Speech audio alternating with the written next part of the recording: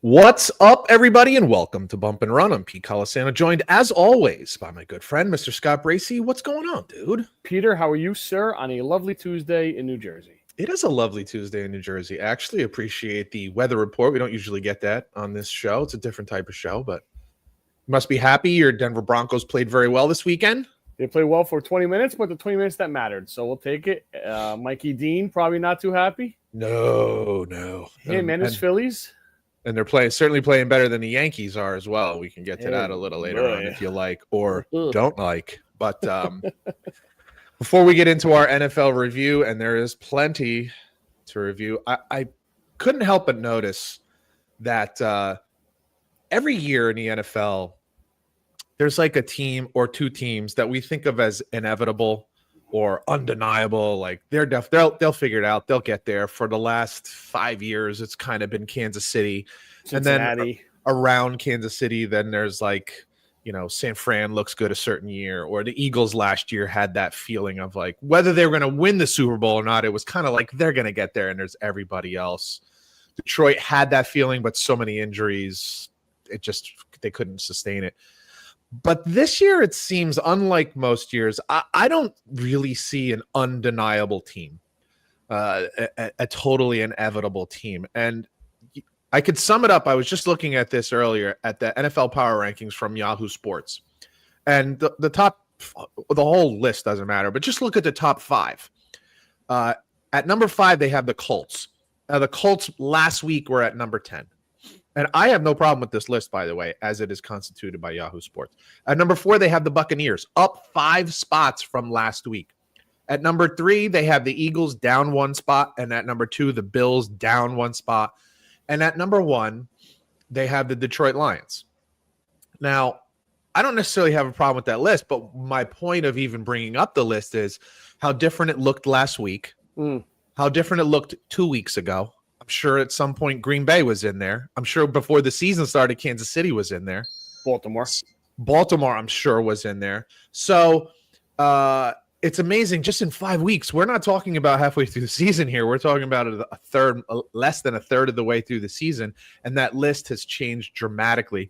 Like I said, even from a couple weeks ago, we were talking. Everybody in the NFL world was talking about how undeniable it was that Green Bay was a Super Bowl frontrunner after the first 2 weeks of the season. And they've looked kind of average, or at the very least, not inevitable over the last couple weeks. So I just think it's interesting. I think it's a good thing in the sense of like it's wide open. Anyone can win it. And I think that's kind of fun for a lot of fans in particular. But the other side of it is we have no like clear villain. And it is always nice to have the Patriots to hate on or the Chiefs to hate on. I think, until this past weekend, we had the Eagles to beat up on because we were starting to get tired of the tush push and the kind of inevitability of them winning all the time. The bitching and moaning, reading books on the sidelines. It was starting getting tiresome with the Eagles. And maybe that will continue. They're a good team. They'll be fine. I don't think they're great. And that's kind of my point. There's issues, but it seems like every team has issues. There's no clear-cut team. I do think it's fun. But we're kind of missing that villain, the team we love to hate. You know what's funny? Now that we're 5 weeks in, about to be 6 weeks in next year, maybe we'll bring back our top 5 going in. Remember we did that? Yeah. I think it's a good idea. Maybe we'll bring that back. I think that's a good idea. All right, let's go to week 5 in review.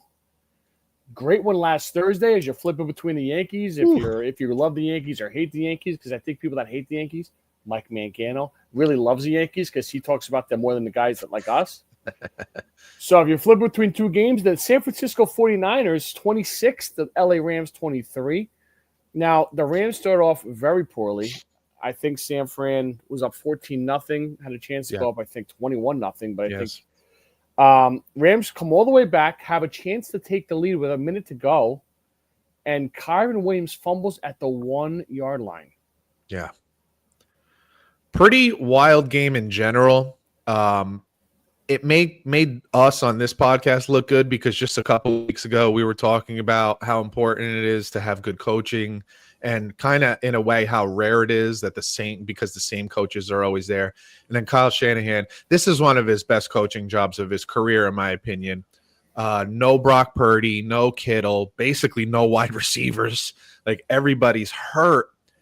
Offense, defense, specialty, like it's just a mash unit. And to win this game, it was at LA too, wasn't it? Yes, sir. It's just it's really impressive. It's really impressive. Got to give Mac Jones like a lot of credit, dude. Now, some of that credit gets handed off by Kyle Shanahan, but you got to go out and perform and make the plays. And then, sometimes in a game like this, to what you just said with the fumble, like you need a little help, and they did get a little help. So, it was a really fun game to watch, and it's always fun like that where everybody was damn sure it was going one way, and that was the Rams winning, and it doesn't go that way.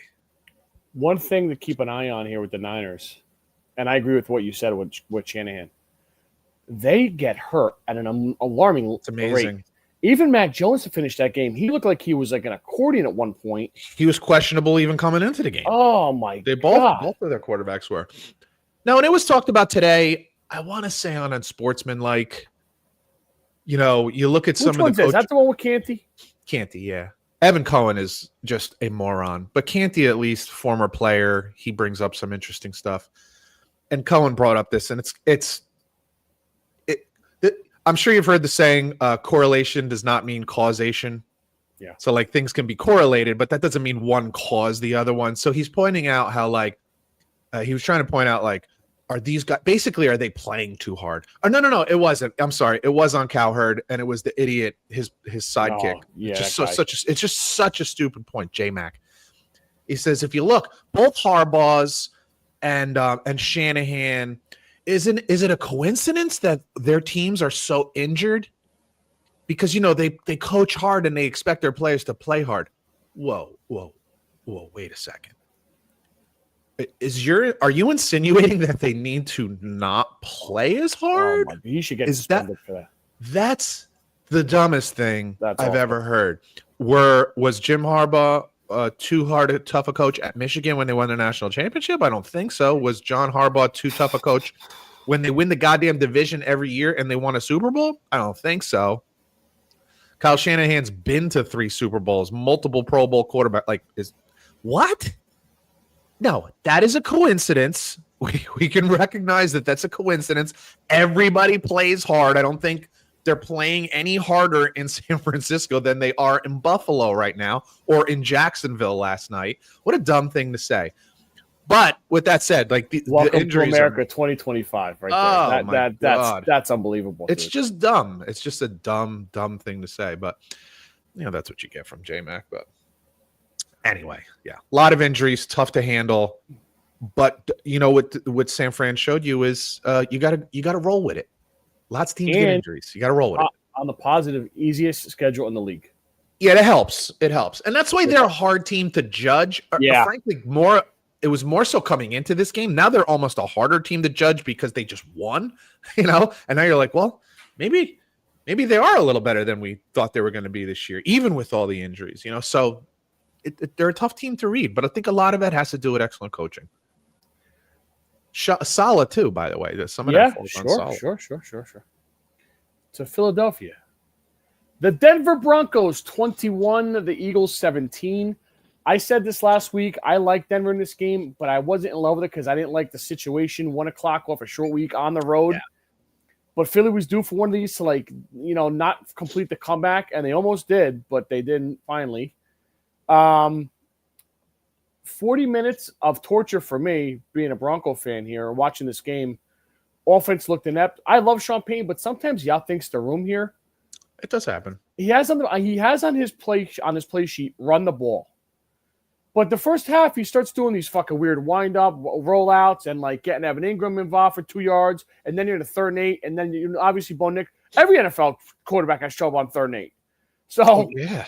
So then second half, what's he do? Dobbins for 9, Harvey for 11, screen for 20, and all of a sudden you got the ball on the 30-yard line. Now the whole playbook's open, and that's where they took off. So good win for the Broncos. That kind of races the Colt game for me, 3-2. Chargers come back to earth. Chiefs at 2-3. I know a long way to go. Got your Jets this week on the overseas. That's a Then W. we got Giants and Cowboys. So let's get this thing hopefully rolling a little bit. A little bit. Yeah, that'd be nice. On the other side of it for the Eagles, something's going on, dude. You said this for a couple weeks in a row. It stinks like 2 years ago. Yeah, it's mediocrity on the offensive line. I know some people are talking about, and this I get why you're saying this because you saw this movie already, right? A lot of people are saying offensive coordinator. Well, while Hurts didn't look great, and he still again misses guys that are really pretty open, what we would consider wide open in the NFL. Yeah. He still threw for almost 250 yards, had a couple touchdowns. Like, he was effective. Like, and they had things going early, and they had things going for a while there. It got weird in the end. The biggest issue to me, what I see, is the offensive line is mediocre at best. PFF has them ranked, I think, 15th. What does that mean? It just means that they're not able to do what they've been really great at the last 2 years, and that's running a football. And when they get away from running a football, it's not to say that Hurts can't throw it, but their passing comes off them being such effective at running the ball.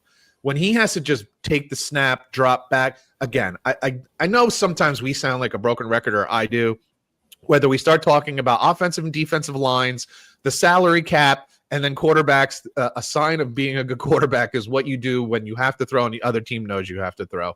And that's where Jalen Hurts has struggles sometimes, like where you can't use play action. We got a running back who's going to run for 2,000 yards and averages like 6 yards per carry. The defense has to account for him on every play. When you're averaging 2.5 yards per carry, that changes the total dynamic, and your play action pass just isn't as effective. Even though, and again, I will still point to the fact that there were guys wide open, that NFL wide open, that he missed, and yet still threw for well over 200 yards. So, like, I don't think it's an OC issue right now. What I see is a mediocre, not even bad, just a mediocre offensive line. And what you just said rings true. You go back to 2 years ago when they were, they struggled. They got mediocre offensive line play. That year was also about defense, and that's the one difference this year. If Eagles fans want to try to hang their hat on one thing that will prevent them from going through what they did 2 years ago, it'll be that this year's defense is still very good. They don't get after the quarterback as well as they did last year, but you look, they're not giving up a ton of points. They're winning these games, and even when it's close, it's lower scoring. It's not in the 30s and 40s. So I would be a little more comfortable than 2 years ago as an Eagles fan, but there are issues there, and offensive line issues are not the kind of things you solve in season. Those are the types of things that tend to be solved out of the season. If you have wide receiver issues like Kansas City, they may have some guys coming off injuries, or you can scheme things, with wide receivers and tight ends. It's really hard to hide warts on the offensive or defensive line. You either have the horses or you don't. And right now, I just don't know that they have the horses up front. Ravens fans, cover your ears. Oh my God. Poor Eddie. Texans 44, Ravens 10. This is a Texans team that couldn't score against Elmwood Park High School, right? Like CJ Stroud, everybody's questioning, is CJ Stroud? Maybe we were wrong. Maybe he isn't as good as he was the first 2 years, first year and a half, whatever it was. Like, the questions were all over the place. They just couldn't score against anybody. They didn't come out and do this.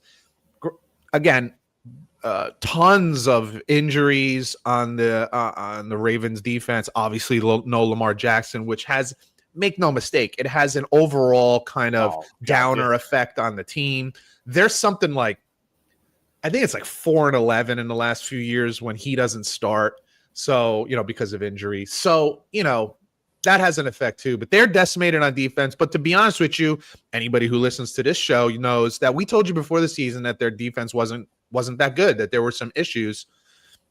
And everybody else on, sports media was telling you, oh, they always have a good defense. Well, then you're not watching. Like, you can say, Kansas City's always an explosive team, but then you're not watching. Like, we pointed these things out ahead of everybody else. Like, their defense wasn't that good last year, and it wasn't that good to start the season. Let us not forget, they gave up how many points to Buffalo week 1 before the injuries were there? So the injuries have mounted as the season has gone on. But let's not pretend they started off playing good defense. Like I pointed out last week, the only team they've given up 30-plus points in every game not against someone called the Browns. So, it hasn't been just like only because of injuries. Like they're struggling on defense because they do not have great personnel. Houston waking up a little bit. I'm not ready to say that for all the reasons I just said. Was it a Baltimore thing? Was it a Baltimore thing combined with the fact that Houston knows that they haven't had a good run against Baltimore, so they were really came out hyped. The other side of it is for sure Houston definitely has like a really good defense, like top shelf defense. Man, can they get after the fucking quarterback? And they play really good defense.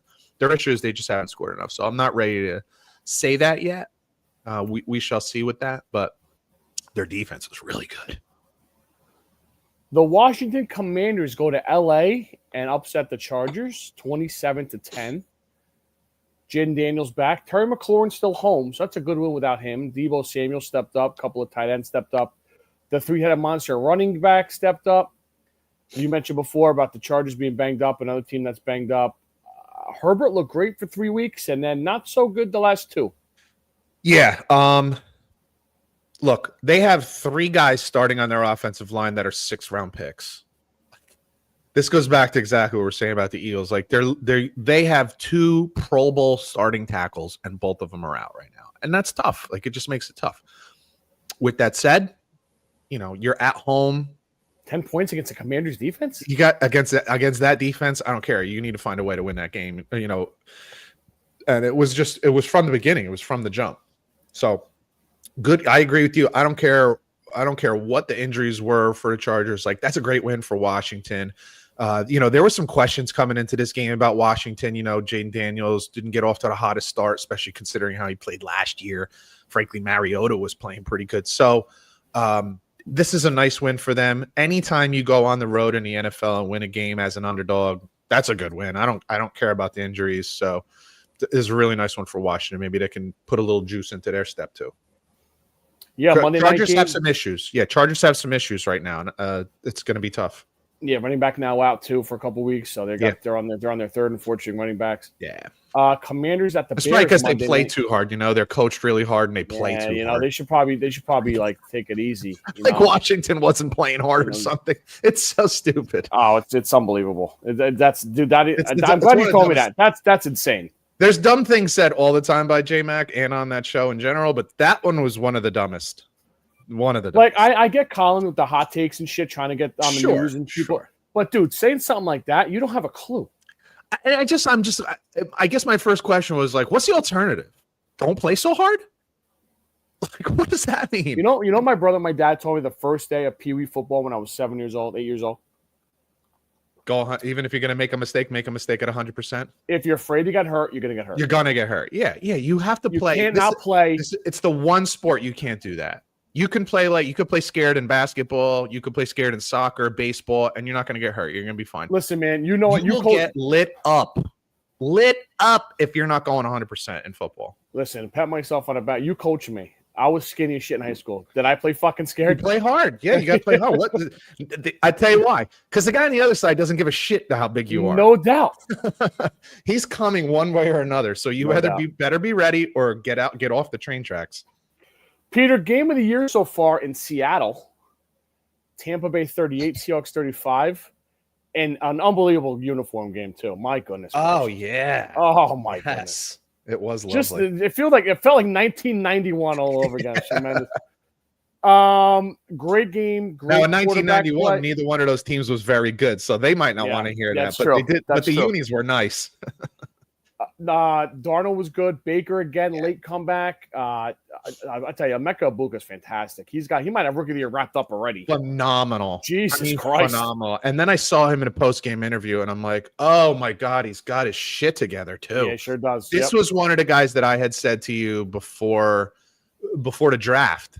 I was like, I know he's not the most talented, whether it's the fastest or the biggest or whatever. It doesn't have all the measurables. But everyone loved him because he had his head on straight. I think he was a captain at Ohio State. Now, I love 3 year captain. Yeah. and a captain as not the best player. A very good player. A very good player. Let's not pretend he's a first round draft. He was wide receiver 2 for 4 years. Absolutely. Like, that says a lot. So then you see him interviewed after the game and you're like, oh my God. Like, for a wide receiver to be like humble, what the hell are you talking about? Like, it was just, he's great. And he's a really nice player. And he fits really nice with Baker. Now, maybe this is more Baker than him, but Ibuka comes up big in clutch spots also. Yeah. I don't think it's and Baker goes to him. State too. And Baker, even when Levin's out, Godwin's back and tight ends that are proven, and he goes to Ibuka, man. Like it. Yes, there's definitely a connection there, and it's nice. And the other thing is, Tampa Bay, all their victories right now are if I'm not mistaken, if they're 4-1, all of them are in their last minute of the game. Yeah. Hello, like that's really, really impressive. The other side, Sam Darnold looked really good too, man. 4 touchdowns, yeah, he did. Oh my goodness. So, I love to see both of these guys are turnaround projects that have made the turn and they're staying on the quality side. They're staying on the productive, high end side, which is really cool, man.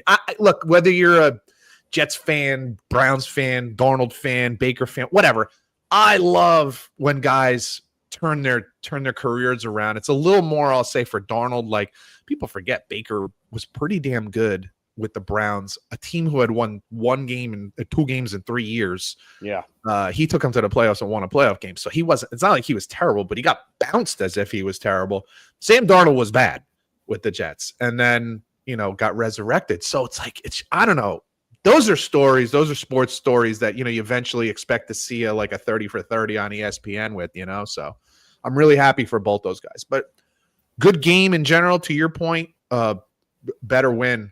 By the way, that's a road win going all the way across the country, basically the furthest point. I think the only further point from Washington would be Miami. So it's about as far as you can travel to get a win there in a very hostile environment against a team that was playing well and did play well. That's a hell of a win. That's a hell of a win. Both teams are good. Both of these teams are going to make plenty of noise before this season is over. I think you're right. Yeah. And by the way, you're hearing a lot of whispers now of Baker Mayfield being in the friggin' MVP conversation, and I think deservedly so. Who's had it first? Can't imagine who. Oh wait, Bump and Run Sports Podcast. Listen, this game to me, bro. Sunday Night Football. Drake May showing some fucking nuts. I totally agree. Go into Buffalo and beat the Bills 23-20. That's a great win and defensively, impressive. Vrabel's one of those guys, man. He just flips a room. Does he coach too hard and did they play too hard? Yeah, he's an old school guy. Maybe they should simmer it down a little bit. You're not allowed to go into Buffalo and win, right? Is that my God. Well, that is what makes it even more impressive that this game was in Buffalo. Just a great win. You're right. Drake May played fantastic. Some mistakes. There's some mistakes. There's still some there. Offense for sure. But we've been talking about this since game 1. That Buffalo defense is not great. Oh, it is not very good. So let's not pretend like New England had been lighting it up before this game and Buffalo just kind of couldn't stop them. It's not a great offense, not a ton of weapons. Stephon Diggs went insane. I hit a nice over on that one. The over and under on that one was 45. Oh my God, he hit in the first quarter. Yeah. Oh Jesus. I hit that. You're good at those, man. You've been hot with those. Yeah, I've been doing all right with those.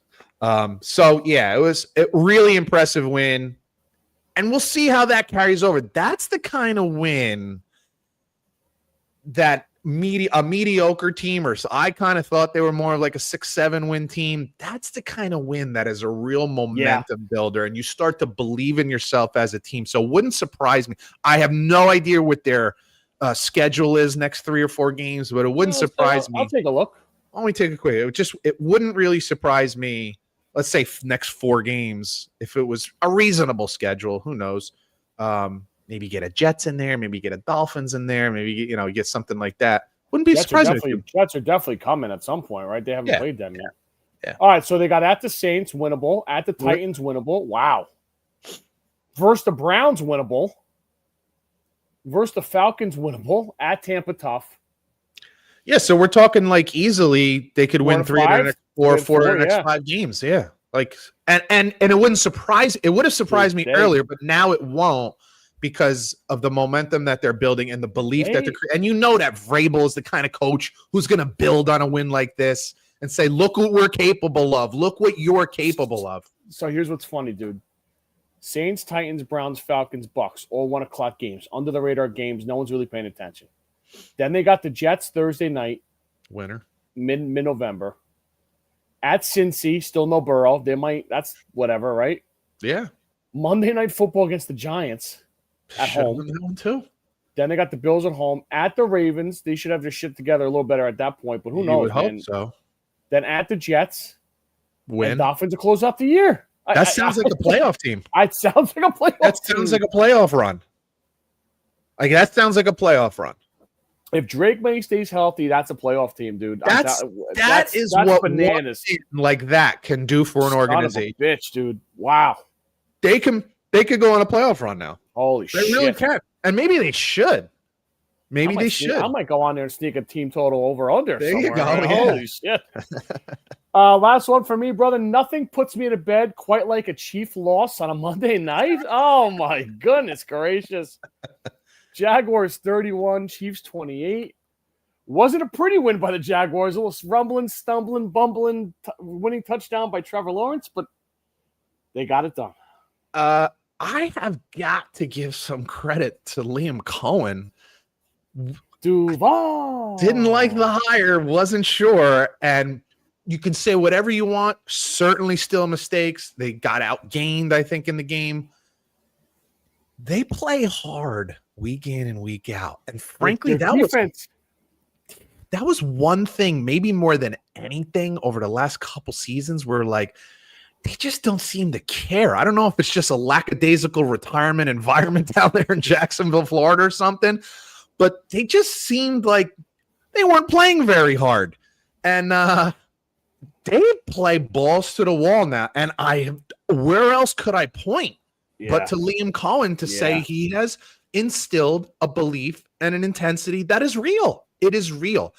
And, again, I feel like maybe I'm picking on Colin Cowherd today, but just today, he said after looking at the game, he still doesn't trust Jacksonville, and he knows that Kansas City is on the come. And I'm like, oh my God, Jesus Christ! Like, can you let how do you even match those two things? Like so they lost to a team that you don't trust, and you think they're going to be fine? I can't. Okay, I just don't see it. I'm not saying they won't make the playoffs. I'm not ready. I would never say that about an Andy Reid, Patrick Mahomes team.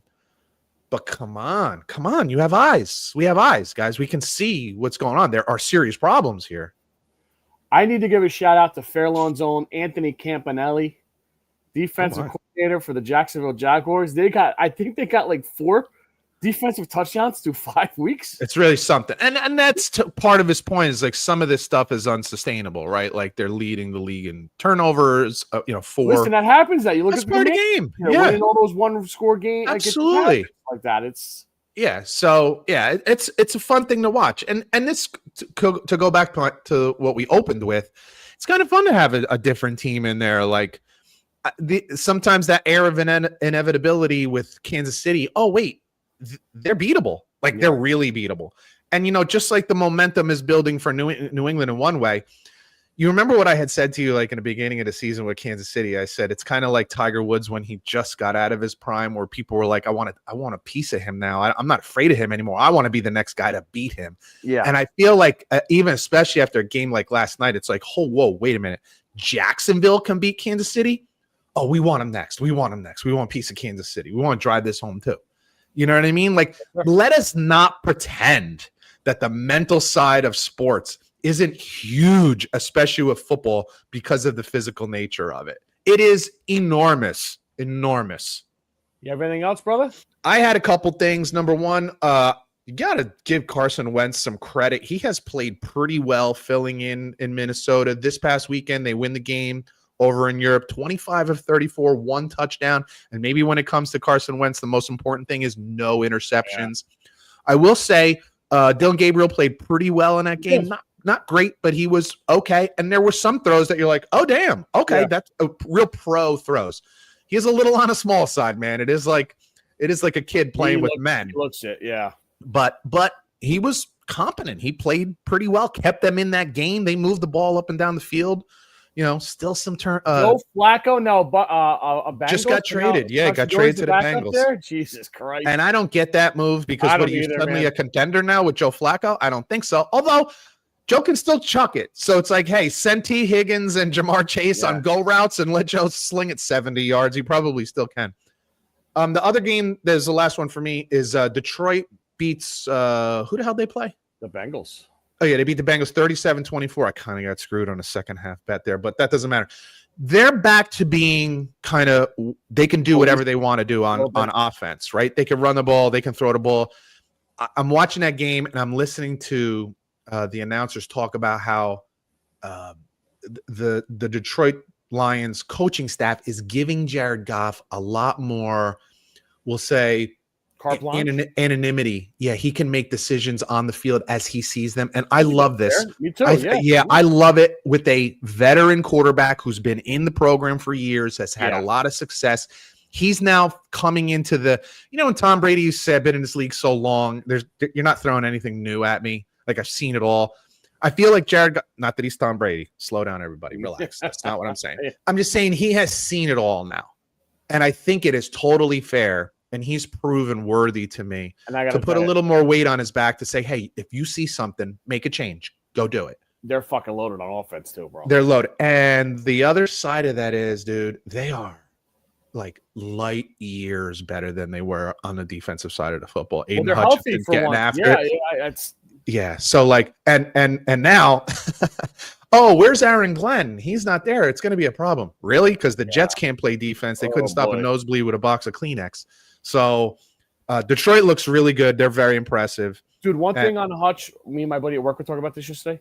I have never seen a guy on the 8th snap of a possession still full of fucking piss and vinegar. It's incredible to me. A never-ending motor. Oh, my God. Never-ending motor.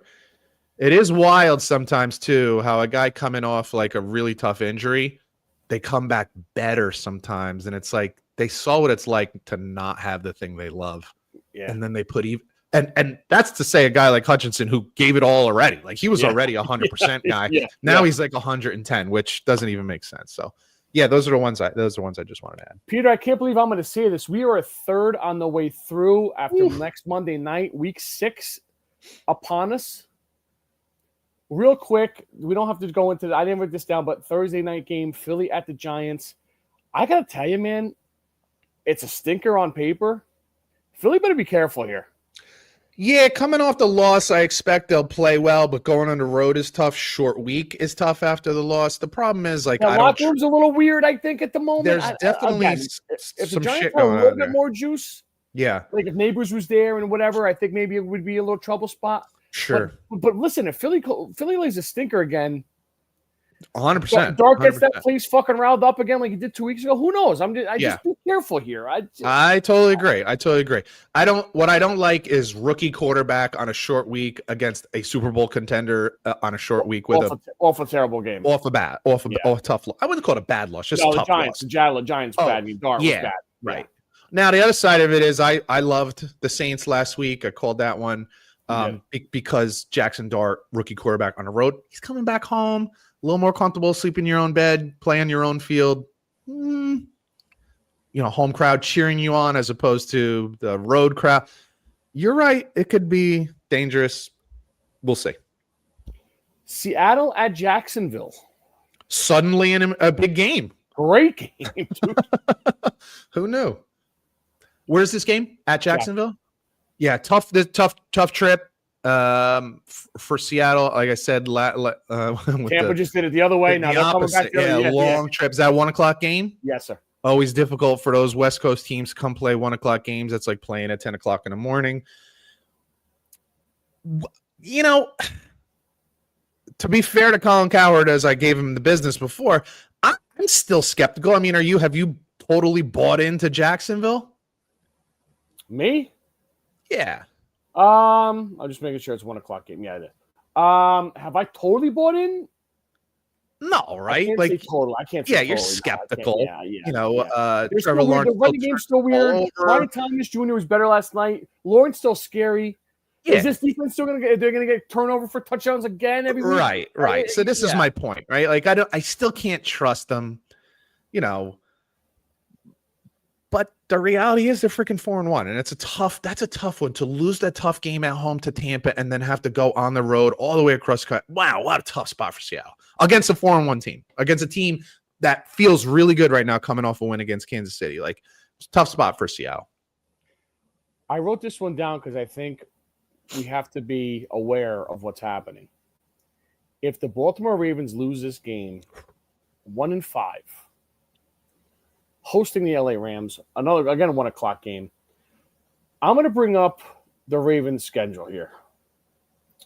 By the way, this isn't, as you're looking that up, I just want to say this is an important game for the Rams because they're 3-2. Like, they don't want to fall to a 500 team. This is a team that is supposed to be a Super Bowl contender. So this is not like a throwaway game for the Rams. No way. I agree. That's why I think that's why I think Baltimore's in deep shit here. Yeah. Bye week after this, then they host the Bears.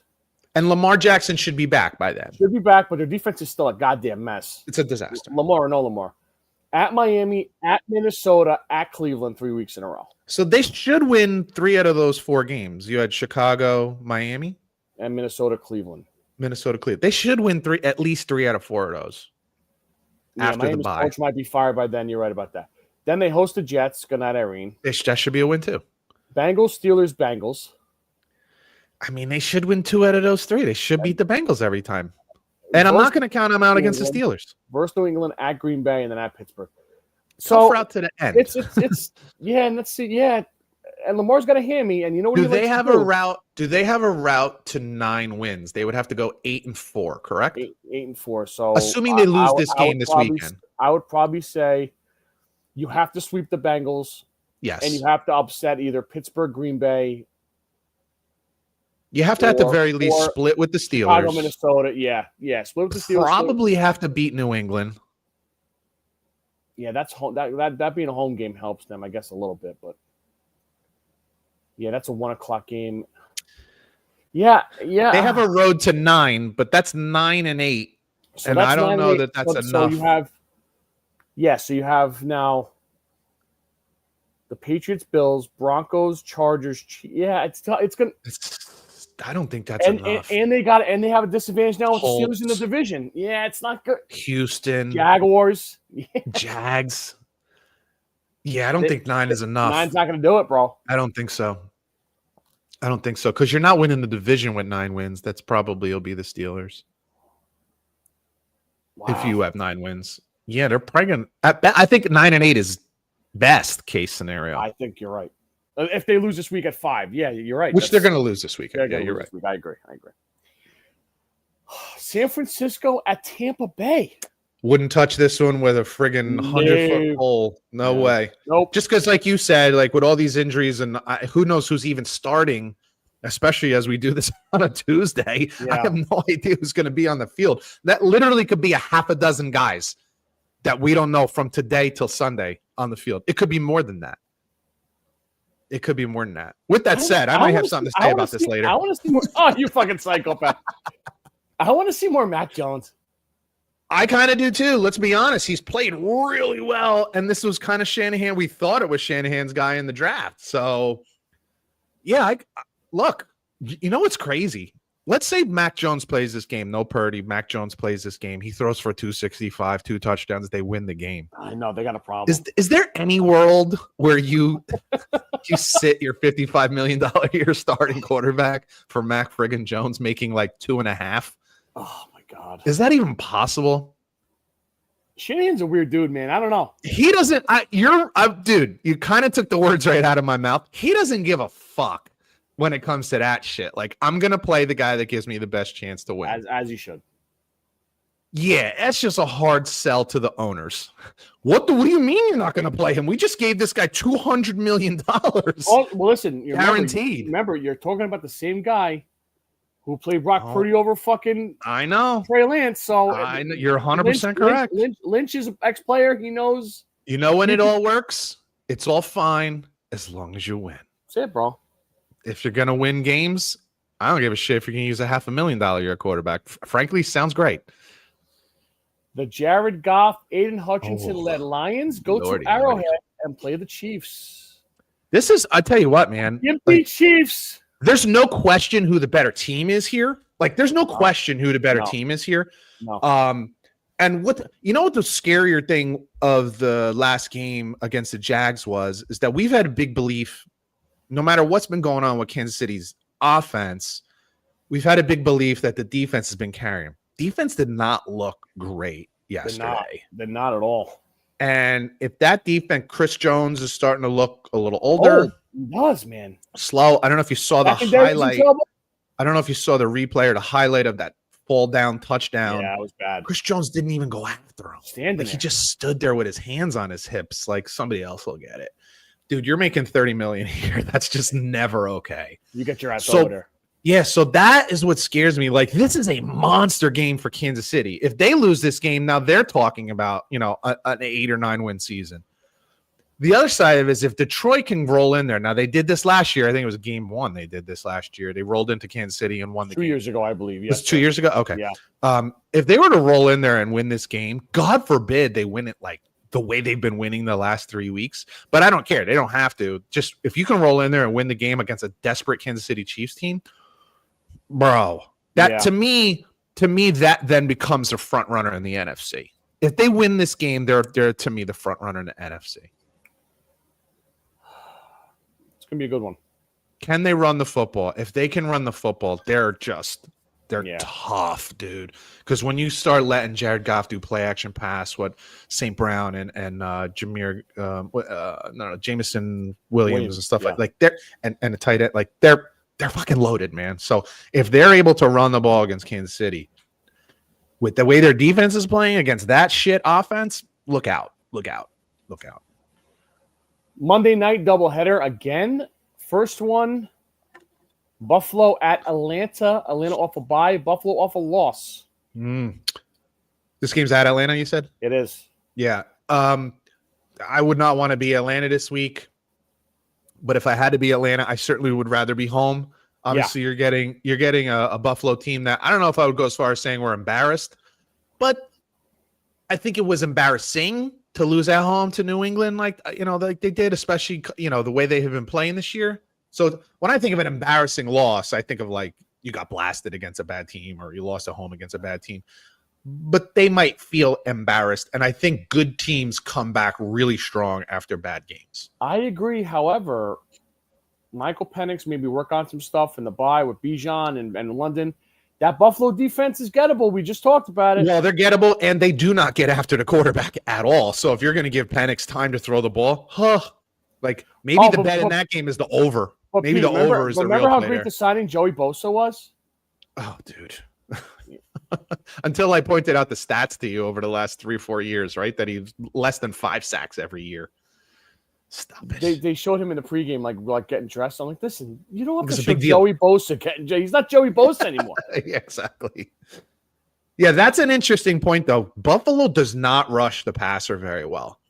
So if Penix gets to sit back there, play action with Bijan Robinson, that could get squirrely real fast, dude. I can easily see. I like a 40. 35. I like a 40-38 game there. Yeah, absolutely. Yeah, that makes. I got to write that down, man. I'm going to Buffalo over. Second game. Remember, this is the game last year where everything flipped. Bad for the Bears, good for the Commanders. Chicago at Washington with the Hail Mary game.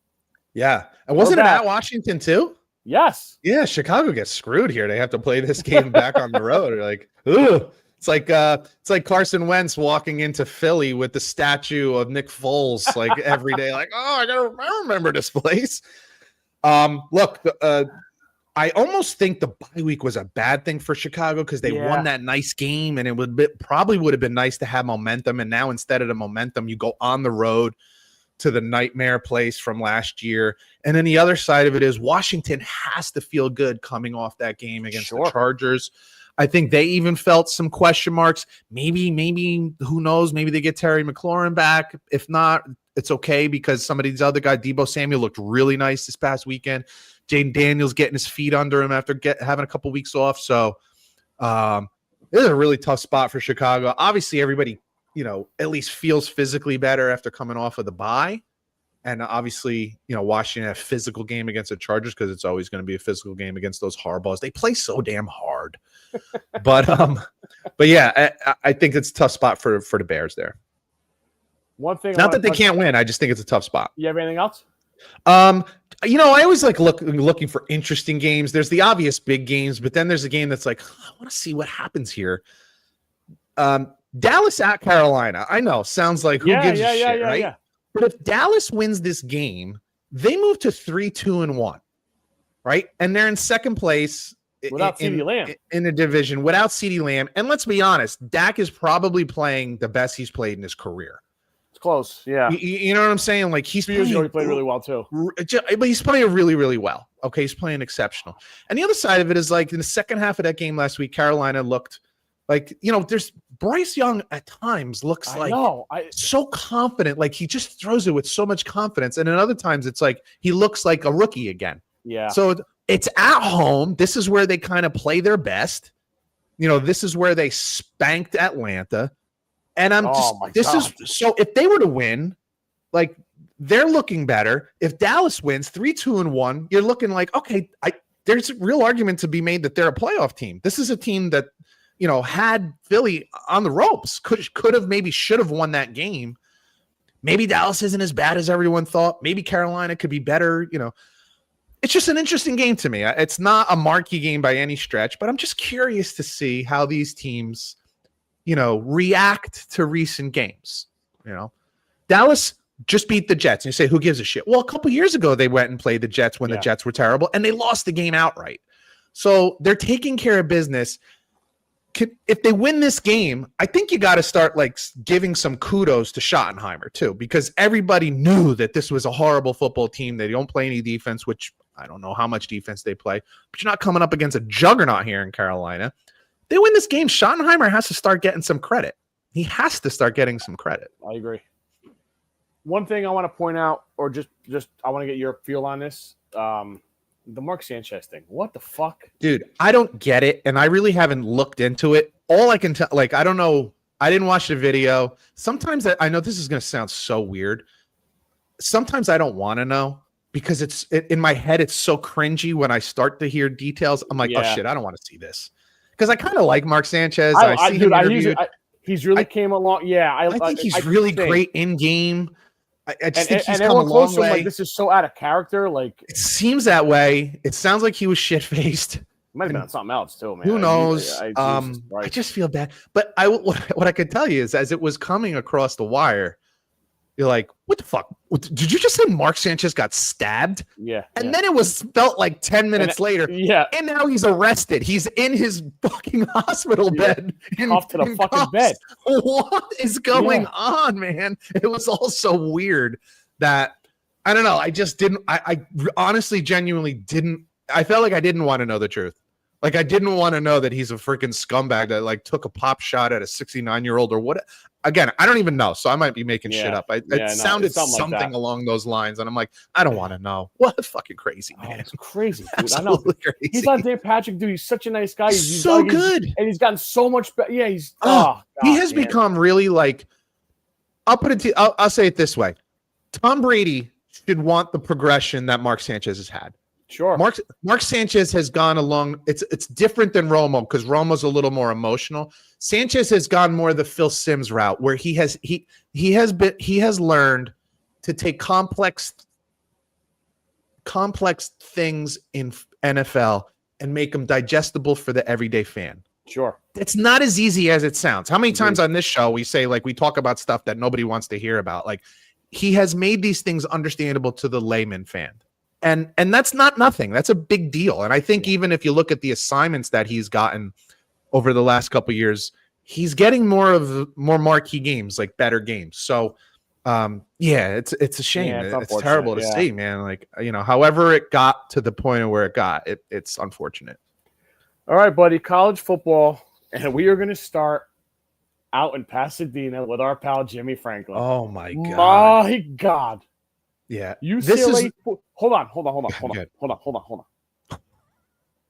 The highest fucking paid defensive coordinator leaves Ohio State, goes to Penn State, Oh my God, Jim Knowles gives up 42 to a guy that you were MFing up and down last week, the UCLA quarterback. Nico. 42-37 Bruins. Peter, you have the floor. I think I heard this, that this was the first time that UCLA was even winning in a game this year. They haven't been ahead in a game this year, and they end up scoring 42 against a team that just last week. Yeah, it was 14-0 to start. I think it was at least 14-0 to start the game. This is a team that before last week's game was, I think, the second-ranked team in the country before they played Oregon. You're correct. And you lose outright as like 21-point road favorites to quite possibly the worst team in Division I football. I mean, it's really quite possible. They got smashed at home as two touchdown favorites to New Mexico. There's 26 people there. That's what I said to you. Like, 727 people in the stands to watch UCLA upset number 10 Penn State. I saw something. I'm like, it's a blowout, and I'm like, a blowout. It was more like a brownout because that's what the color. Red and brown. Yeah, it's like I'm looking. I'm like, what is happening here? And in Ann Arbor, there's a maze out, and it looks like a goddamn ant farm with everyone wearing a maze. And it's an utter sin because it's the goddamn Rose Bowl. It's a beautiful stadium, beautiful, landscape behind it and everything. Like, it's the Rose Bowl, and nobody shows up because they're awful. Nico Iamaleava, whatever the hell his name is, like, he stinks to high heaven. The worst decision in college football history. Look like Randall Cunningham on Saturday. Unstoppable. Unstoppable. And what's funny is I at halftime, as the first half ended, I'm thinking, you know what? I got to take like Penn State's second half, right? You got to think they're going to come on a run. And they did kind of come out a little hot and score a couple times. But they still gave up more points. They gave up like 20 points in the second half. Like, just bad. It's the worst loss in James Franklin's tenure so far. Oh, they've had worse seasons, but those seasons they weren't expected to do well. This was a national championship potential year, and to lose to UCLA, it's inexcusable. Like, it's a fireable offense. They can lose 5 games. They got at Iowa, which is brutal to play. Always tough. Oh, at Ohio State, and they host Indiana. The other side of it is, though, I feel like they could win any of those games. Like, they are a talented team. They have not played that well. No way. Could they win one of them? Sure. They can't win all 3 of them. No shot. No. But that's what I said. They could win any of those games. They could also lose all 3 of them. I'm just saying they could win any of those games. They were it was a field goal game against Oregon, who many people think is the best team in the country. So there's talent there, but God, this is just an off. And I will say this: if they lose 2 out of 3 of those games that you just mentioned, I had said to you after the Oregon game, I don't think they fired James Franklin because they'll owe him a lot. The buyout is probably insane. If they lose 2 out of 3 of those games that you just mentioned, Iowa, Ohio State, Indiana, if they lose 2 out of 3, then I wouldn't be surprised let me start that again. If they lose 2 out of those 3, I would be surprised if he lasts to next season. It wouldn't shock me if they fire him. You're going to get a text from me Saturday at 3:40. Game starts at 3:30? They host Northwestern. They got to win that game. I could see that place being half empty. I can't imagine that. They have really strong fan base. They do. However, I think a lot of people are sick and tired of this fucking clown car. I think my buddy Chris, dude, he was texting me Saturday. I thought he was gonna have a fucking heart attack. This motherfucker. This one's unacceptable, dude. Oh, it really is. This one's unacceptable. Like, it makes the 4-21 record against top teams look acceptable when you're Blues and UCLA. And listen, I'm the biggest asshole in the room. I took them minus the points in our spread last week. I'm like, you got to be kidding me. Yeah, it was a rough one. It was a rough one. Haller looked bad. Like I said, they don't use him properly. Second half, he showed some nuts. He's the only guy who did. Yeah. Dude, what happened to this great running back combination? They suck. I don't know how good the offensive line is. And it's just a bad loss. There's no excuse in this game, dude. New Mexico scored 30-something points against them and shut them down. There's just no excuse for it. It's atrocious. You're right. This is the worst loss of the season for anybody. Anybody. This is the worst college football loss in Division I football this year. You name the team. You name the team. They don't have as bad a loss as this one. I agree. It just doesn't exist. If Alabama would have lost to Vanderbilt this past weekend, which, oh, by the way, it was a good game. Maybe we'll get to it. Dude, that wouldn't be embarrassing. Not even close. Not at all. Well, at home, Vanderbilt, people would be up in arms. DeBoer's got to go. It doesn't even come close to this one. It doesn't even come close. No. It's just beyond unacceptable. The fucking Army game wasn't even as embarrassing. That one was pretty rough. But we didn't. Most people didn't know about it. Yeah, exactly. Tarleton State or something. Yeah, I had to remember that one. Jesus. Oh, to another shit show. Also a good call by you. Florida 29, Texas 21. Love this one. Look, I've been on the anti-Texas bandwagon since before the season started. I stand by. Now, maybe Ohio State is a top 10 team because their defense is pretty damn good, but I stand by what I said after that game. I didn't think either one of those teams is a top 10 team. Maybe you can say Ohio State is. I still don't think offensively they are. I'm not going to get excited that they beat Washington, who barely snuck by fucking Maryland. That's another thing I'll bring up later. But yeah, I just don't think Arch Manning is not that good, dude. He's just not.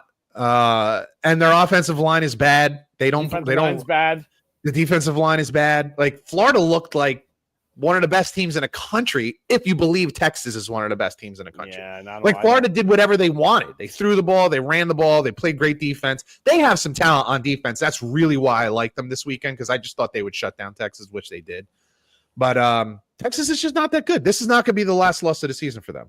No. It's not. I don't know who else they play on the road, especially, but they got the Red River this week, but like Oklahoma's on our backup quarterback. But that's the only thing I'll say is that they don't have Mateer playing, probably. So, and yet they're only favored by 2.5 in that game. I know.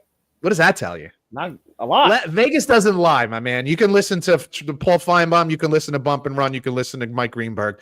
Vegas doesn't lie. Vegas tells you everything you need to know. Tough one for you, brother. Miami 28, Florida State 22. It's a lot closer than the game appeared. The score is closer than the game was. Yeah. Closer than the game. Florida State scored late.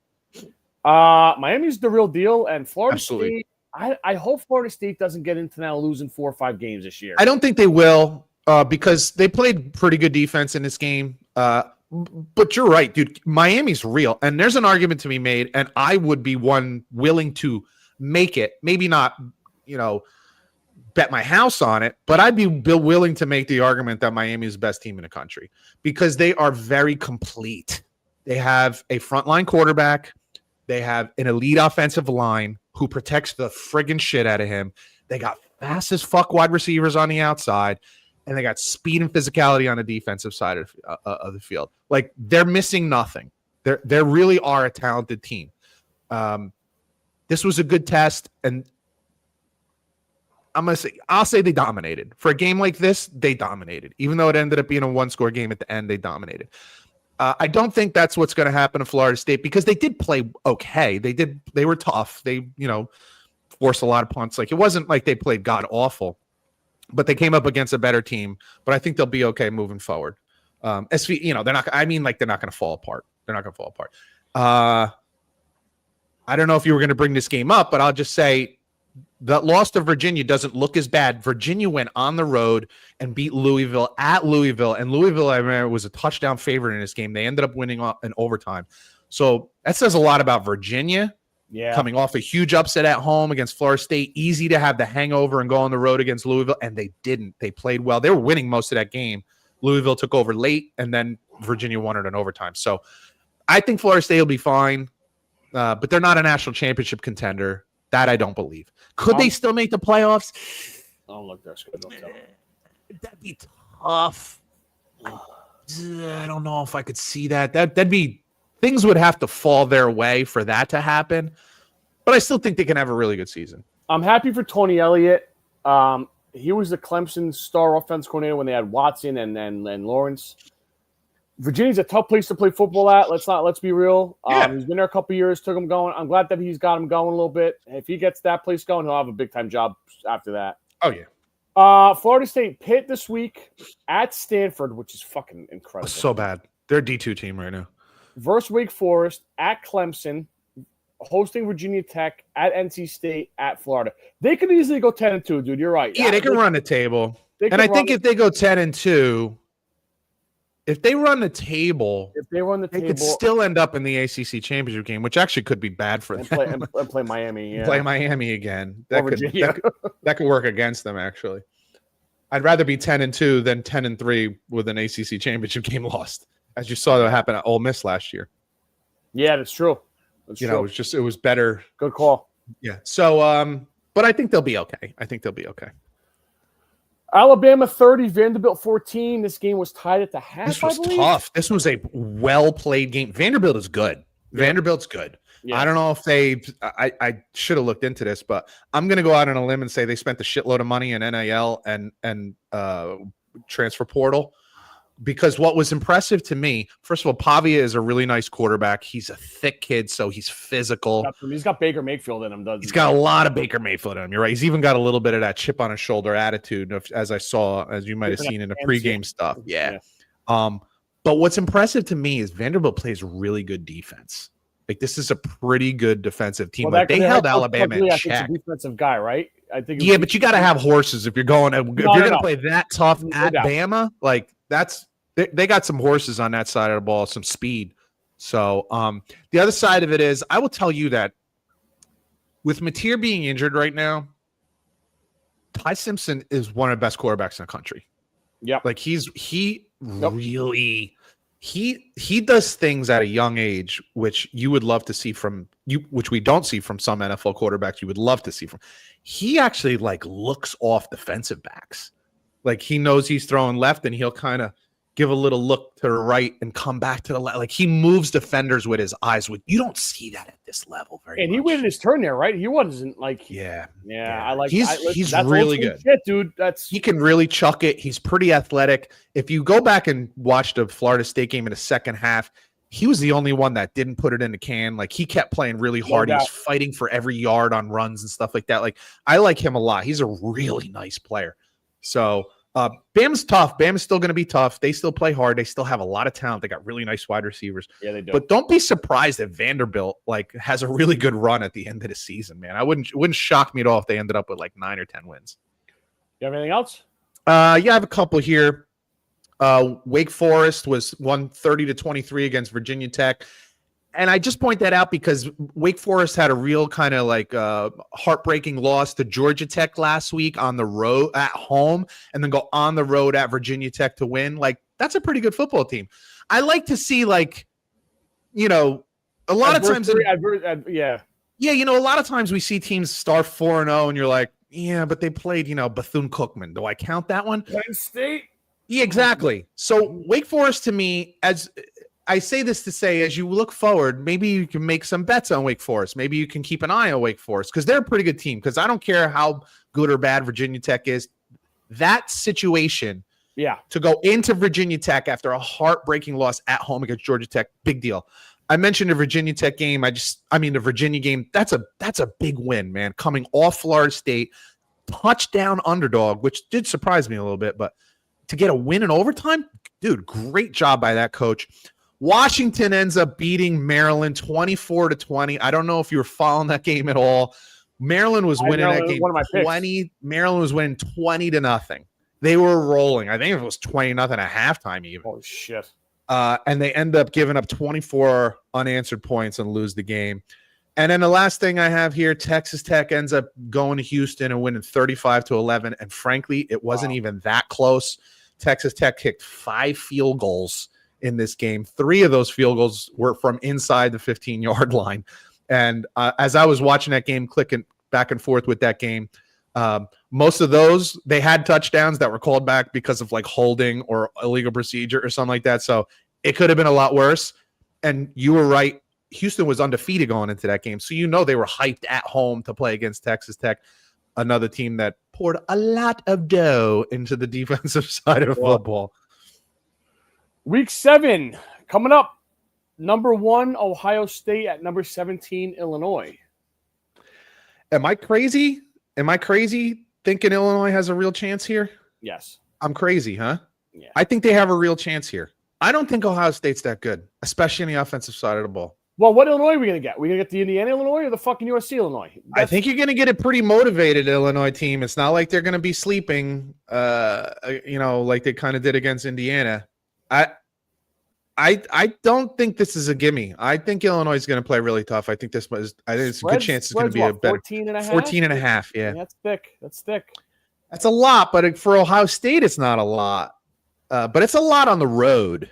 And I think that's why this is one that kind of like I can't let go of here. Like, and Bielema plays these games pretty good. Yeah. I just don't know. I like Altmaier. I don't know. Ohio State's defense better than their offense, I think, right now, but million times better. And it's so funny to me. Like, I don't hate the quarterback for Ohio State. What's his name? Saying or something? Julian Saying, yeah. Saying. Where's Smith? He scored twice last week. It's just he hasn't been amazing. He hasn't been like this generational wide receiver that we had last year. He's probably getting fucking triple teamed. He may be. That's why Cardinal Tate's playing well because he's getting single cover. Yeah. Number 8 Alabama at number 14 Missouri, and I have something to say about this game in a little while. This is definitely not a layup for Alabama. I don't know that Alabama's in a mode of anything being a layup anymore right now. And Missouri's a good football team. This is a good football team. And again, at Missouri, if this game was in Alabama, I would feel one way. At Missouri, that crowd is going to be going bananas. It's a smaller stadium than these other stadiums, which just means it doesn't mean it's going to be quiet. Right. It just means more intimate. They're right on top of you. This is not a prediction. This is just a perspective. Don't be shocked if Missouri upsets Alabama this week. This is not the same Nick Saban's Alabama. They're still very good. Make no mistake. And again, it's not a prediction. I'm just saying, don't be surprised if Missouri ekes one out here. Game of the week. Sneaky good game, by the way. Sneaky good number game. 7 Indiana at number 3 the Oregon Ducks. Should be a lot of points in this one, right? Seeing two of the best quarterbacks in the country. And I do like them both. Where's this game? Eugene. Yeah, tough spot. If you go back, I had said that it would be tough for Indiana to go into Iowa at the time just because it was their first road game. They did end up getting the win there, but it was close, and they weren't anywhere near as explosive offensively. Again, this is one of those, I say this every once in a while. I wish this game was in Indiana because then I think it would be more competitive, more interesting. I can't see Indiana. Now, I will say this. Indiana's got some fucking weapons, man. Like they got a really good quarterback. Sure. They got some really nice wideouts that I assume came from NIL and the portal. And they're better defensively than they've been in the past. That game against Iowa and even against Illinois shows it. I just think it's a lot to ask to go into Oregon and win that game there. But you do have kind of – did Oregon play last week? Coming off a bye? Yeah, just tough. That's just a tough spot. Yeah. Tough spot. Yeah. Tough spot. All right, hold on. The Red River Rivalry.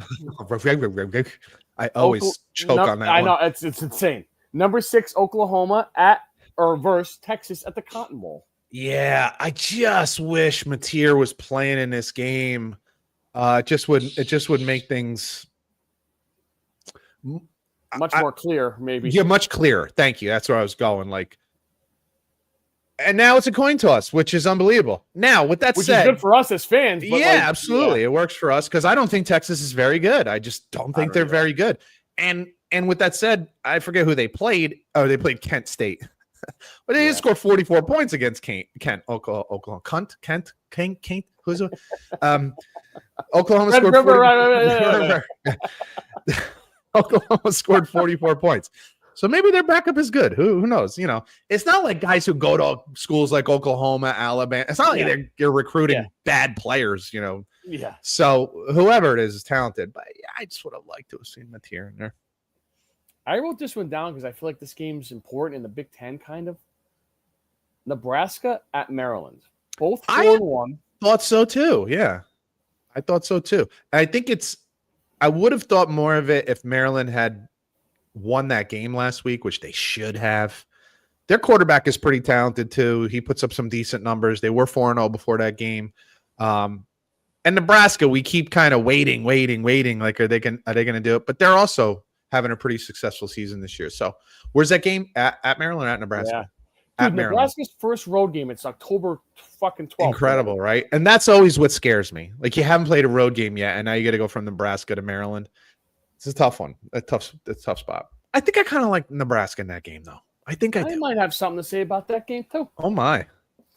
Last one for me, pal. Number 15, Michigan goes to the Coliseum and plays USC. Fascinating game here. Really cool game, man. Yeah, I agree. It really is, because you talk about the dichotomy between two vastly different teams. You got Michigan fucking pound it, play tremendous defense, and USC wants to throw it, and they're a little light on the defensive side. Yeah. So I may have a little something to say about this one later on. Ooh. But I do think it's an interesting game. Part of me says it's a good matchup for Michigan. It's a workable matchup for them, but then part of it is it's not. So we shall see. I agree. I have a little. You have anything else, pal? I have a couple here. I know this is people are gonna say it's not, but Washington at Rutgers. And the only reason I say this is kind of interesting because you don't see this in college football very much. I have to assume Washington stayed on the East Coast this week because they just got done playing at Maryland. It's in Washington. Are you sure about that? Please stand by. Are you sure about that?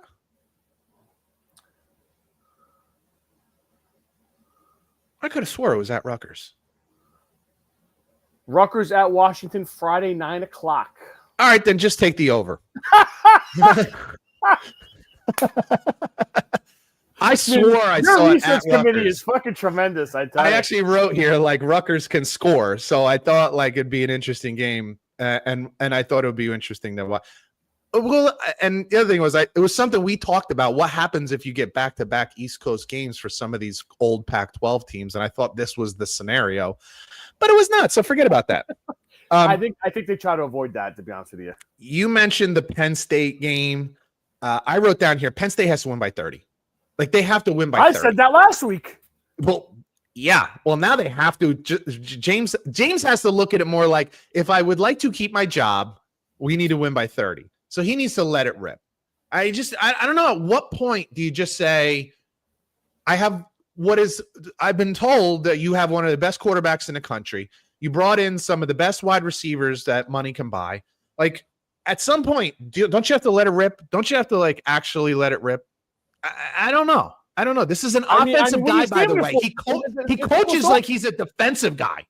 Yeah, he's an offensive guy. That's what blows my mind. You never see this with offensive coaches playing so goddamn conservative, loaded with talent. Go in by 30, minimum. Northwestern stinks. Northwestern might be I was going to say they're the only team worse than UCLA. I think they beat UCLA. So that's not true. But they're bad. And you're at home. You got to win by at least 30. At least 30. If they win by less than 30, he should be fired. Because that means you've learned nothing. You haven't learned. And then you should be fired. Anything else? That's it. I have a hot seat game for you, brother.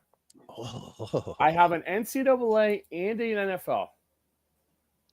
Give me your top three, 1 to 3, 1 being the hottest, 3 being not as hot. College football. Clemson's Dabo Swinney, Penn State James Franklin, Wisconsin's Luke Fickell.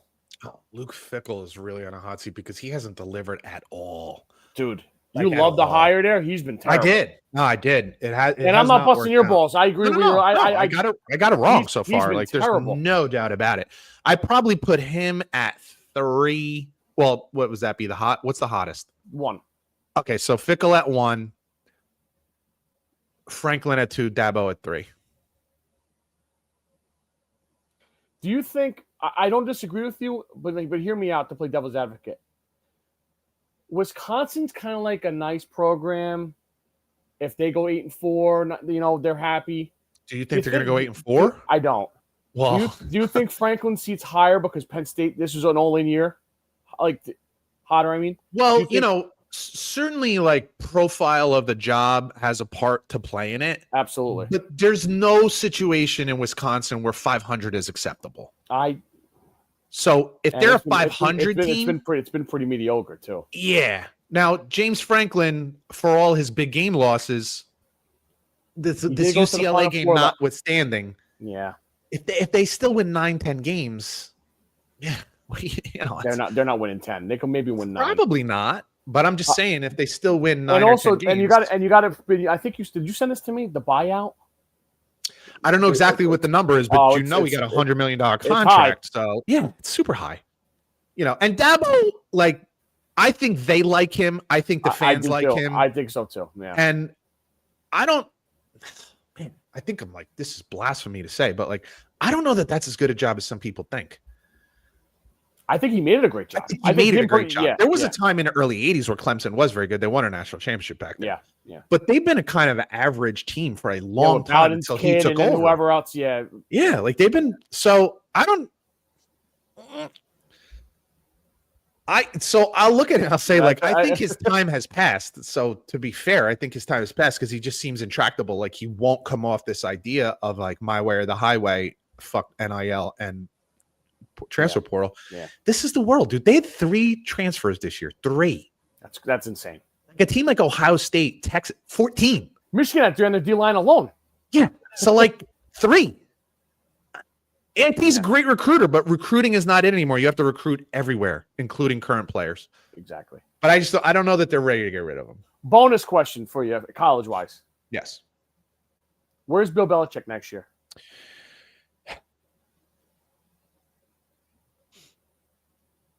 I really go back and forth on this one. I'm trying to figure out if he really wanted to be there. I watched him be interviewed by the game day crew on Saturday. Mm-hmm.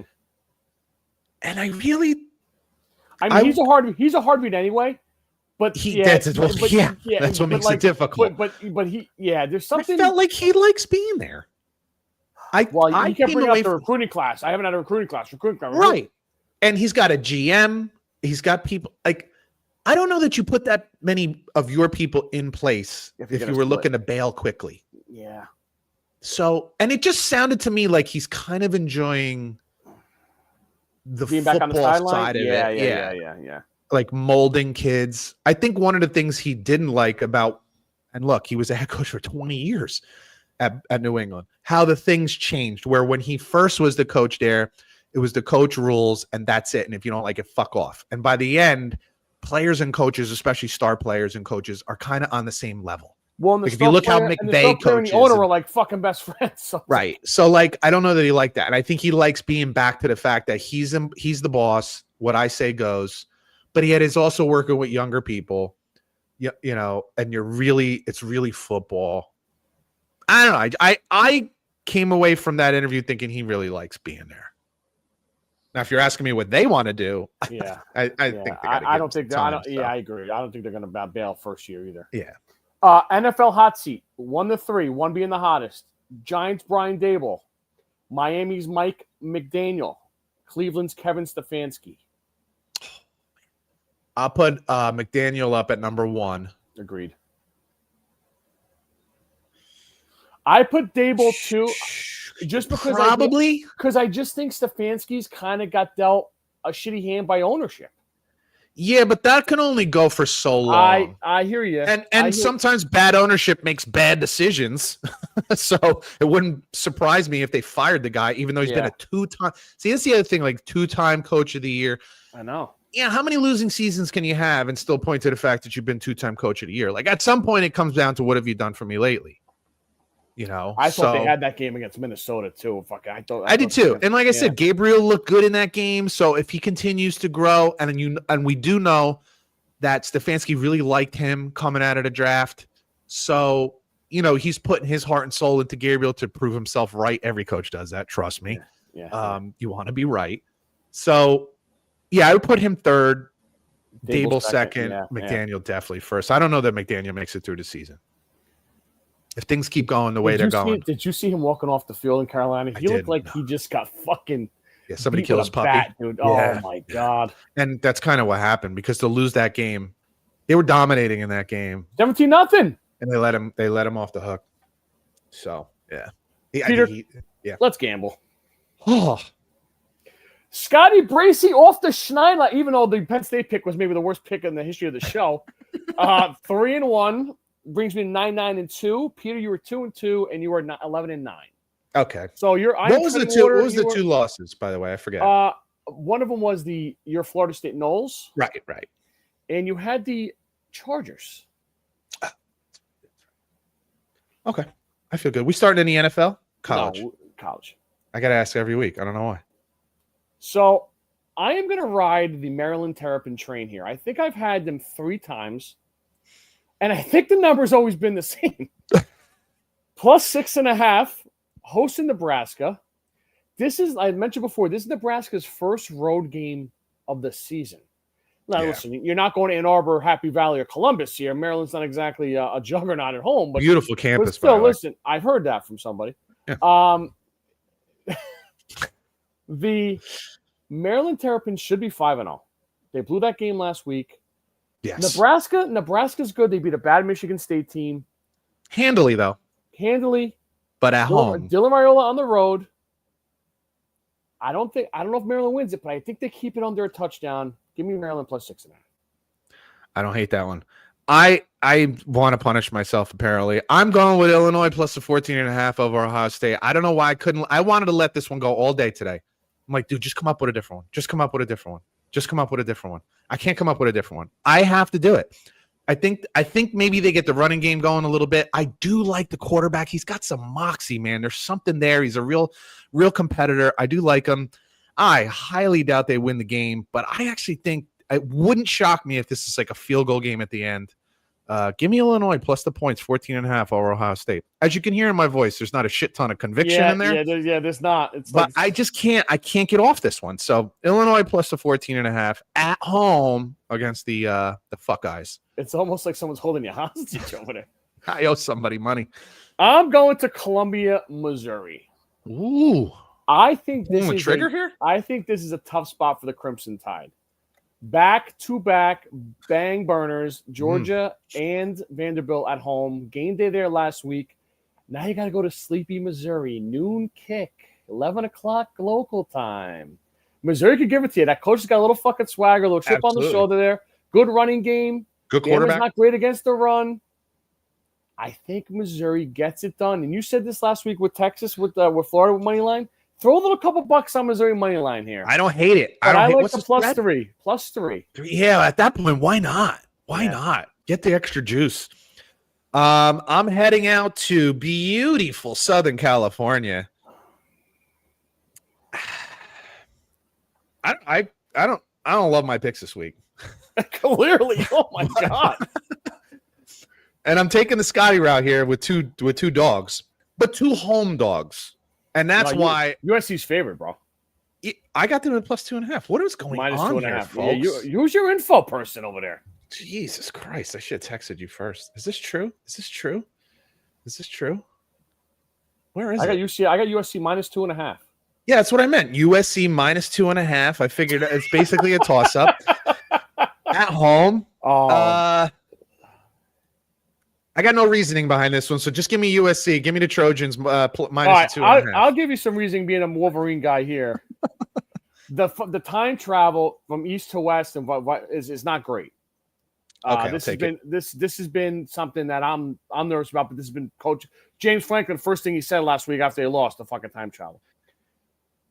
Michigan's going a day early. Last year they went to Washington, and listen, they sucked last year, so they could have went to the moon and fucking lost last year. I think this game, like you said earlier, I think it's going to be a great game. 2 different styles. Michigan wants to run it down your throat. Lincoln wants to throw it 55 times. Yeah. And I did get an email. I did get an email yesterday from Lincoln Riley. He said he's been listening, and he remembered he heard the episode where you said he was overrated, and he wants to stick it to you, especially this week. So I think that probably had a lot to do with why I'm going with USC. Understood.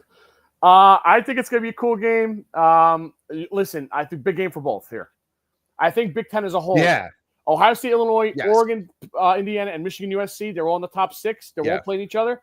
Huge week, bro. The funny thing is, for the conference, it's better if USC wins because then it means there's a broader level of talent in the Big Ten. Fuck that. because because a lot of people now are saying the Big Ten is better than the SEC, and I can make the argument at the very top, but this would make an argument for the broader Big Ten being better overall than the SEC. That's the only reason I gotta say one thing. I know this is your pick, and I'm talking more about it. But one thing that scares me as a Michigan You're doing fan, a great job, by the way. Thank you. Sharon Moore, since he's been back, since he's the head coach, their offense doesn't look as fluid as it did with Biff at the helm. So that scares me a little bit there too. So. I hope you're right on this one. I hope I'm going. I hope I'm not. Michigan 48. Oh, no. I'm going to go to a game where you always say I got the big brass balls. The Seattle Seahawks +1.5 at Jacksonville. Wow. Mike McDonald's road record is astonishingly good. I don't know what it is there, and they have a great home field advantage, but his road record's good. I think this Jacksonville, this is a week everyone's blowing you. They just beat the Chiefs Monday night. You're reading the press clippings. Seattle's no nonsense. Run the ball. Sam Darnold not making any mistakes. I think it's close all the way through, and Seattle pulls off a late field goal and wins. But I'll take the +1.5. Give me the Seahawks at Jacksonville. Ballsy. Chaos is never good in the NFL. It's never good. It always leads to problems. And right now, the team with a lot of chaos is the Arizona Cardinals. They had a guy that fumbles the ball on the 1-inch line. Happening. Then they have a coach smacking the shit out of said player afterwards to the point of where he felt the need to apologize to the team. I almost think the worst thing that happened is that he apologized to the team and talked about it in a press conference because nobody was talking about it until they heard his apology. And now it's the talk of the town about coaches hitting players like, oh, my God, like you can't smack a player in the shoulder pads now? Like, Jesus Christ. But whatever. I don't get to decide what chaos is. There's chaos in Arizona, and I don't like that ever. And now I got to go to what many people will argue is one of the best teams in the league right now. Hard to believe the Daniel Jones-led Indianapolis Colts, and they're favored by less than a touchdown. I tell you what, man. Nobody has punted less this season than the Colts. What? I think they've punted 7 times this year. I think it's less than that. It's 6 or 7. Like, are you kidding me? Daniel Jones looks like goddamn Peyton Manning, who can run. Bro. Peyton Manning couldn't run. Like, it's incredible. He looks phenomenal. So give me the Colts. It's a lot. 6.5 is a lot for the Colts. It's still hard to believe. And they were laying 6.5 last week and won 40-6. So give me the Colts minus the 6.5 over the chaotic Cardinals. Dude, why does that keep happening with the fucking touchdowns? What with the dropping the ball? I don't know. And you know what's scary about this? That would have been his first touchdown. That's what I mean. The guys last year, it would have been their first touchdown. And both of those guys that did it last year or previously, there might have been one earlier this year. Yeah, the guy with Colts, A.D. Mitchell. Oh, right. Yeah. None of them have scored since. Dude. It's like, dude, especially for your first one, can you get it in there? And you know what the end of you know what the fucking football gods did too? They would have went up 28-3 or 28-6, and they lost. You end up losing. Yeah. I'm going Arrowhead, brother. You know how much the Lions are our second team here. I think this is back against the wall spot for the Chiefs. I don't love the way they're playing, but I think only laying 1.5 at home. I think I got to take advantage of it. I'm taking the Chiefs, bro, minus 1.5. I'm not with you on that one at all. Not that I would bet Detroit, but I'm not betting against Detroit right now. They're better. They're a better football team, and it's not even close. It's just not even close. That's a tough one. But shouldn't the spread be higher then? You know, I think that's respect. And don't forget, part of the spread is just the books trying to balance out bets on both sides. And what you get here, and it is Tuesday only too. That's true. Yeah, and what you're getting here probably is a lot of people on the Kansas City side simply because it's Kansas City. You know what I mean? Like the public, you're getting public bets on Kansas City. So yeah, it's a tough one. That's a tough one. I'm heading down to. I will not be sad losing it. Let's be clear. The win tax. I'm heading down to Tampa. I said to you earlier, like, I don't know what the hell you're going to get out of San Francisco every week, but what I do know is that you can't rely on backups week in, week out and expect to beat good teams week in, week out. So I think coming off of a really exciting win against the Rams, they did have a couple extra days, which is nice. But just so many injuries. And in the end, I think Tampa's a really good football team. Like, they've proven to be a really good football team. And they're not favored by a lot. They're favored by less than a field goal. And this is a big part of why I like this, because they tend to win games in the last minute of the game. And if they're going to kick a winning field goal with 10 seconds left in a 20-20 tie, they cover. So give me Tampa minus the 2.5 at home against the Fighting 49ers. I like that one. All home teams for you, brother, this week. You are correct. In review, I got Missouri +3 home against Alabama, Maryland +6.5 home against Nebraska, the Seattle Seahawks +1.5 at the Jaguars, and the Chiefs -1.5 hosting the Lions. I got Illinois +14.5 against Ohio State, and I have USC, which I thought was +2.5, -2.5 at home against Michigan. I got the Colts -6.5 at home against the chaotic Cardinals, and Tampa -2.5. I love the number. If you can get it at 2, if it's 3.5, I don't love it as much, but 2.5 is a good number at home against San Francisco. Your college picks scare me a little bit. Your pro picks I like a lot. I'm with you on the college picks too. Yeah. I don't love them. And my pro picks scare me, so I don't. All right, buddy, let's get you 3 for 3 today. Oh, I doubt it, but let's go. All right, dude. Who was first all time in rushing touchdowns with the Oilers/Titans? Chris Johnson, Derrick Henry, Eddie George, Earl Campbell. Eddie George. Oh.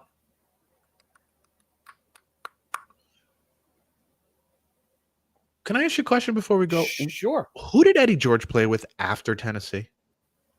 I want to say the Cowboys. Is that fucking true? No. I thought Baltimore. I was like, wow, did they both go from Tennessee to Baltimore? Hold on. Hold the phone. I'm going to go with Eddie George.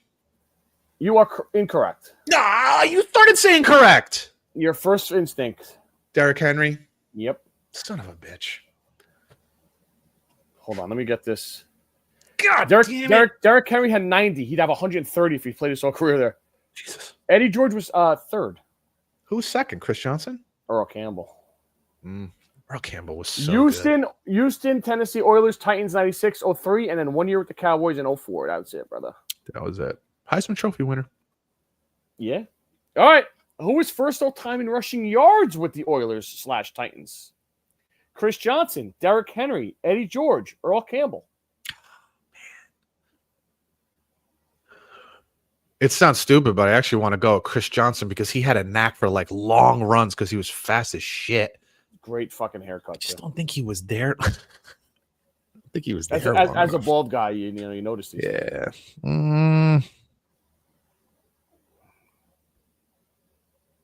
I'll stick with Derrick Henry. This time it's Eddie George. Son of a bitch. Are you Eddie shitting George me? with 10,009. And who's second? Derrick Henry at 95.02. Chris Johnson was fourth with 79.65. Behind Earl? 85.74 in third. All right. Who is first all time in receiving touchdowns with the Titans/Oilers? Charlie Hennigan, Hayward Jeffries, Frank Wycheck, Ernest Givens. Oh, I hate you. I hate you so much. You put some of these names in there. What were the names again? Bitch. Charlie Hennigan, Hayward Jeffries, Frank Wycheck, and Ernest Givens. Oh my God. Hayward Jeffries was the guy on with Tech Moon, Mobile with Oh, Warren yeah. Moon You're right. Yeah. during the Mouse Davis years and shit like that. Oh my God. He just would light it up throwing to Hayward Jeffries. Shit, yeah. One more time. Charlie Hennigan, Hayward Jeffries, Frank Wycheck, Ernest Givens.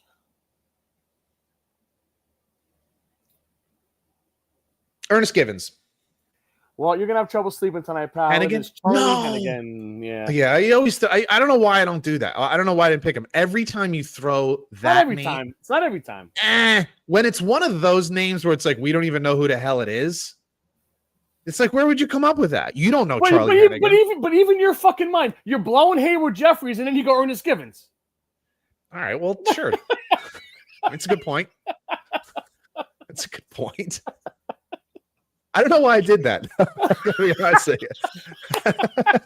I don't know why I did that. Oh, I almost passed out. Yeah, I don't know. I thought I had something. I thought like God was channeling something to me. Oh, He was not. No, He was not. no. What are you watching this weekend? Football. Do the Yankees make it to the weekend? I don't think so. I don't. You don't think so? I have no comment. Their pitching's been abysmal now. Their starter and the bullpen. And the bats, dude. You wait till 9-0. You wake up in the fifth, sixth. Yeah. I'm going to a bar tonight, having a couple pops with the boys. I'm more seeing them than watching the game. Listen, I've always root for them, but I'm not. They gotta jump on early, dude. They can't get down 3-0. You lose the crowd. So they're playing in New York, right? Yes. The next 2 games? Today and tomorrow, if they make it tomorrow, yeah. And then if they win those 2, they go back to Toronto. Friday, Toronto, yeah. Okay.